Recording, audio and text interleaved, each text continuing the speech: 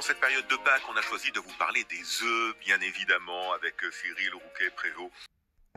Ici Orléans. Bienvenue chez vous. Alors, avec vous, Cyril Rouquet-Prévost. Bonjour Cyril. Bonjour Cyril. Bonjour Natacha. Bonjour Jean. Bonjour tout le monde. Egg Ceylan, le grand livre des œufs. Le gros livre des œufs. Alors, c'est un beau bébé. Oui, il pèse 2,8 kg. C'est presque un œuf d'autruche. C'est ça, exactement. Dans lequel on a plein d'infos sur les œufs, plein de recettes également, beaucoup de conseils qui nous viennent du monde entier, ces recettes. Oui. Et notre auditrice tout à l'heure qui a gagné le livre que nous vous offrons régulièrement aujourd'hui, voulait savoir si vous avez mis la recette de l'œuf parfait dedans. Oui, et justement, elle appuie sur la petite chose, c'est la dernière recette à la fin du livre, et elle apprendra qu'on ne dit plus œuf parfait, mais on dit œuf cuit à juste température. Oh là là. C'est joli. C'est joli. Bon, alors là, on n'a que l'embarras du choix, oui. c'est éblouissant. On va mettre la photo sur notre site. oui. Là.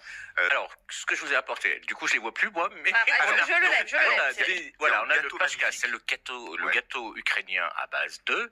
On a des œufs en coquille, puis on a les œufs qui sont colorés. On appelle ça des œufs merveilleux en France. Et il y a les jelly, les fameux jelly eggs qui sont anglais. Et puis je vous ai ramené une tradition française qui est l'omelette Pascal. On en reviendra, puis on pense à Pascal du coup. Exactement. Il Très a une bien. omelette à son nom, dis donc. L'omelette à son nom, il est gâté.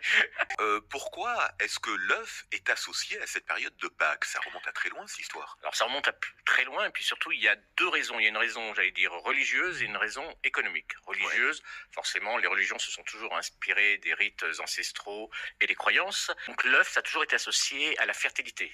On offrait souvent aux femmes enceintes ou les femmes qui venaient d'accoucher des œufs. D'ailleurs, en Chine, si vous avez 3 œufs, c'est que vous avez une fille. Et si vous avez un nombre pair à la perfection, vous avez un mâle. C'est les Chinois qui disent ça, c'est pas moi. Très bien. Et donc voilà, c'est le printemps. L'œuf, ça signifie le printemps, le renouveau. Et puis il y a une raison économique, c'est que la religion, elle a imposé de ne pas manger de protéines animales, donc pas de viande, pas de poisson et pas d'œufs pendant les 40 jours. Donc les poules, elles sont plutôt contrevenantes, donc c'est-à-dire qu'elles ont continué à pondre malgré tout. Et tous ces œufs, ils étaient stockés. Donc à un moment, on s'est dit, il va falloir les consommer. Donc à la fin de Pâques, on avait un gros stock d'œufs. C'est pour ça que l'œuf est devenu l'emblème de Pâques. Mais alors, et les œufs en chocolat, alors c'est arrivé quand ça? Alors c'est arrivé plus tard, parce que déjà, on n'avait pas le chocolat. Donc le chocolat, il a fallu attendre la conquête des Amériques. Et puis après, il a fallu qu'on le popularise. Et le chocolat a été popularisé à partir du XVIIIe siècle. C'est vraiment Marie-Antoinette qui a commencé à le consommer et à le faire consommer un petit peu partout à la cour. Et puis après, il a fallu un peu de technique, c'est-à-dire qu'il a fallu créer des moules. Et une fois que les moules ont été créés, donc on est vers 1800, 1830 à peu près, les premiers œufs en chocolat, symbole de Pâques, sont arrivés. Après, ils ont cherché toutes les symboliques qu'on pouvait refaire dans les chocolats de Pâques. Donc on a la friture. La friture, c'est la pêche miraculeuse de Jésus sur le lac. On a le lapin. Alors le lapin, c'est dû à une ancienne déesse anglo-saxonne qui était représentée par un lapin, qui est signe de printemps et de fécondité. Et puis les cloches, c'est parce que peut-être que les cloches s'arrêtaient de sonner. Ça fait du bien quand les cloches s'arrêtent de sonner parfois pendant toute la période de Pâques. Et quand elles ressonnent, et voilà, c'est l'emblème du jeûne qui est rompu. Natacha, qu'est-ce qui vous tente là. les différentes recettes? Allez-y, lancez-vous. Il y a vraiment de tout. Je vais prendre le gros gâteau là qui est juste devant moi et qui me fait de l'œil, Cyril. Franchement, on se regarde tous les deux. On va pas tarder à le découper. Alors c'est un paska en fait, ou pashka, c'est une recette ukrainienne qu'on sert traditionnellement à Pâques en Pologne et en Russie.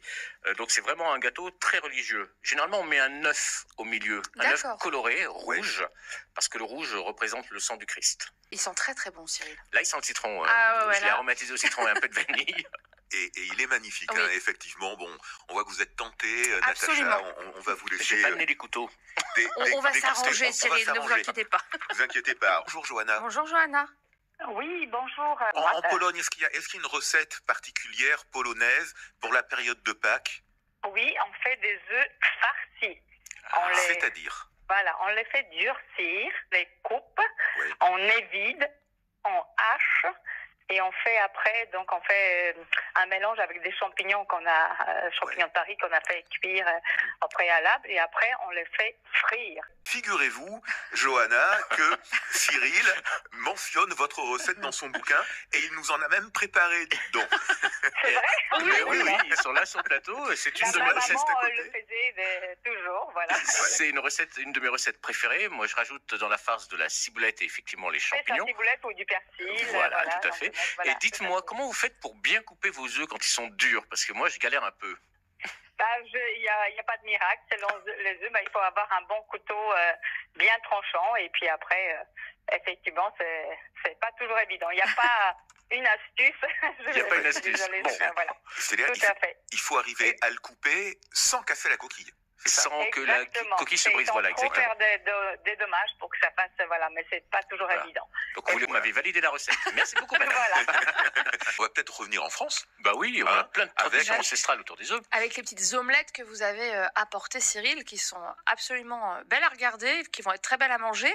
Comment on peut le faire chez soi? Donc la tradition, en fait, c'était chaque lundi de Pâques, on faisait la tournée des fermes après jeûne rompu, et on collectait les œufs et on les donnait, on les offrait aux gens qui étaient dans le besoin.